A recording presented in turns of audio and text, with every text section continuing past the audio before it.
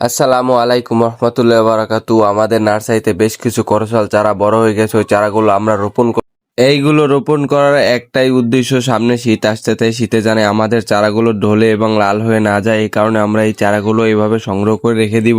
এই চারাগুলো আমরা সংগ্রহ করেছিলাম সুন্দরবনে একটা আদর্শ নার্সারি থেকে। চারাগুলো খুবই ভালো এবং এই চারাগুলোতে প্রায় 1 বছরের ভিতরে ফল চলে আসে। আমাদের বেশ কিছু চারা সংগ্রহ করে আমরা লাগিয়েছি, প্রায় আমরা ফল পাচ্ছি।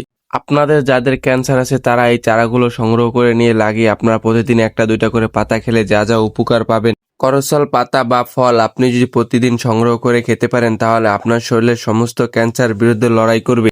এবং করসল পাতা এবং ফলে কেমোথেরাপির থেকে 10,000 গুণ বেশি কার্যকরী বলা হয়েছে। করসল ফল এবং পাতা আপনি ব্লেন্ডার করে ফ্রিজে রেখে খেতে পারবেন। করসল ফল এবং পাতা বিভিন্ন পদ্ধতিতে খাওয়া যায়। যদি আরও জানার প্রয়োজন হয় তাহলে আমাদের ইনবক্সে মেসেজ দিন। আমাদের কাছে করসল চারাও পাওয়া যায়। আজকের ভিডিও এই পর্যন্ত। আসসালামু আলাইকুম রহমতুল্লাহ বরাকাতু।